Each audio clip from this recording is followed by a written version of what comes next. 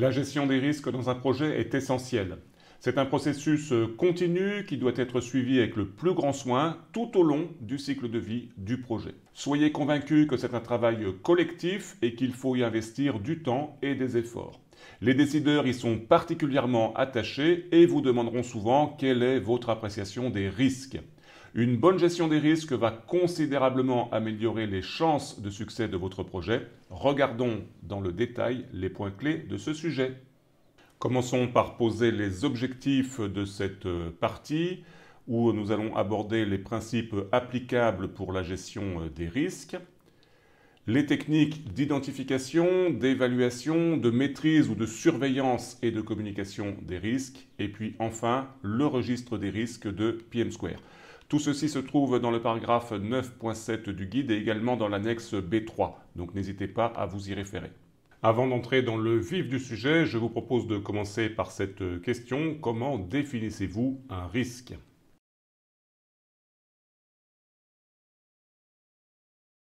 Voici un premier élément de réponse. On va parler d'événements incertains. Quand l'événement incertain est redouté, qu'il représente une menace sur la tenue des objectifs du projet, on parlera d'un risque.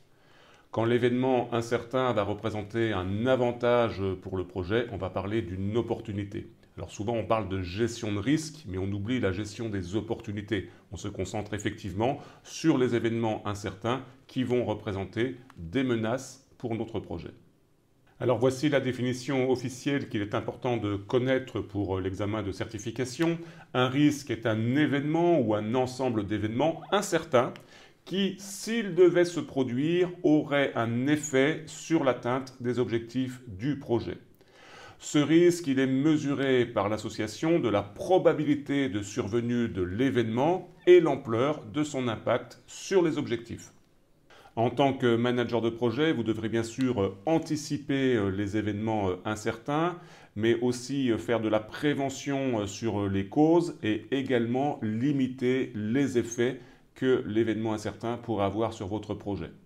Dans le domaine des projets, les sujets relatifs aux risques sont très nombreux. Voici quelques exemples. Tout d'abord dans le domaine cyber, la découverte de vulnérabilités, des attaques informatiques, des pannes, de l'absence de compétences au sein de l'équipe, manque de personnel, du turnover, des livrables non validés, des changements de priorité de la part du commanditaire du projet ou encore des mauvaises estimations de charges. Cette liste est loin d'être exhaustive, elle sert simplement à illustrer la notion de risque.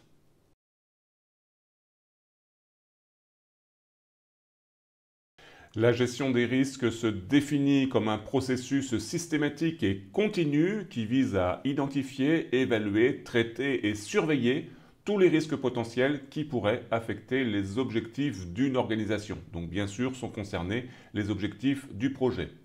Il existe une norme pour la gestion des risques, c'est l'ISO 31000 dans sa version 2018, qui organise toutes les activités qui sont coordonnées pour diriger, contrôler une organisation au regard du risque.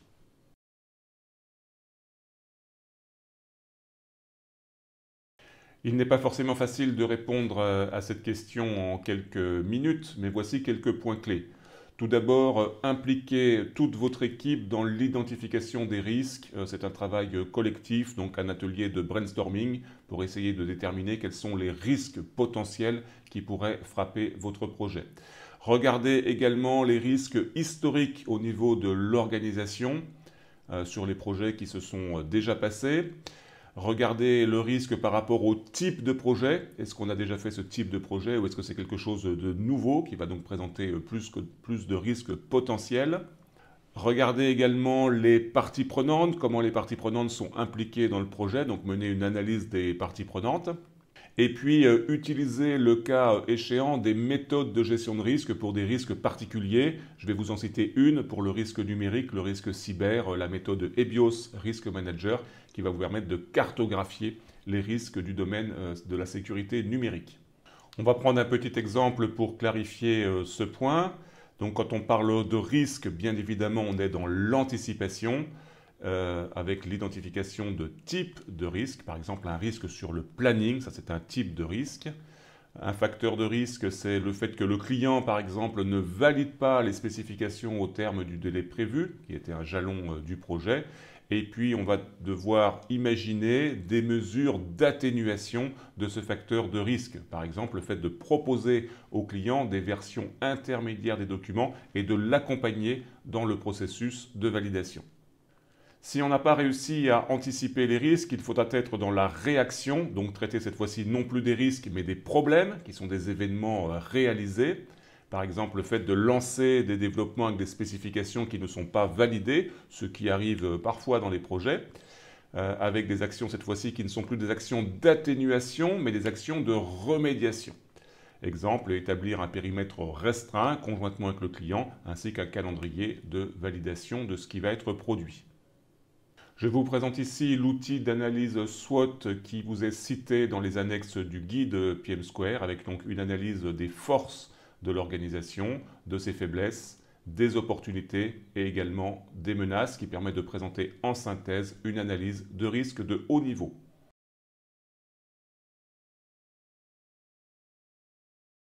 L'évaluation des risques consiste à regarder pour chaque risque la probabilité de survenue de ce risque et de coter cette probabilité sur une échelle de valeurs que vous pouvez imaginer. Vous avez ici un exemple de très faible jusqu'à quasiment certain. De faire la même chose pour l'impact de cet événement imprévu, donc de ce risque sur le projet, avec une échelle de cotation d'un impact négligeable jusqu'à un impact catastrophique. Et puis la multiplication des deux va vous donner le niveau de sévérité du risque que vous pourrez ensuite positionner dans une matrice probabilité impact de risque. Voici à quoi ressemble cette matrice des risques, probabilité impact de risque, et qui vous permet de positionner dans les cases ici en couleur chacun des risques.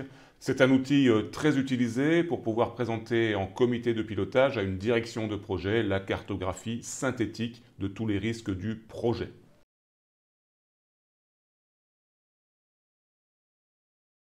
Vous avez identifié et évalué vos risques et opportunités. Il faut maintenant développer la réponse et puis les suivre.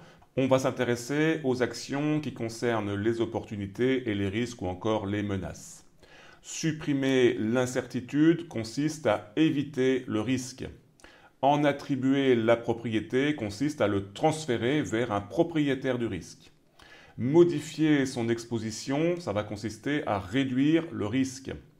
Et puis enfin, l'intégrer dans la base de référence, c'est accepter le risque. On parle d'accepter du risque résiduel par exemple. Concernant les opportunités, les 4 verbes sont les suivants. Exploiter, partager, améliorer ou ignorer. Ces verbes sont très importants, en particulier pour l'examen de certification. Donc voici les points clés du processus de gestion des risques qui consiste à identifier les risques et les opportunités, les évaluer, développer la réponse, contrôler, c'est-à-dire suivre et faire des revues régulières, et enfin communiquer les risques et les opportunités. Et pour cela, vous avez une instance pour le faire qui est le comité de pilotage du projet.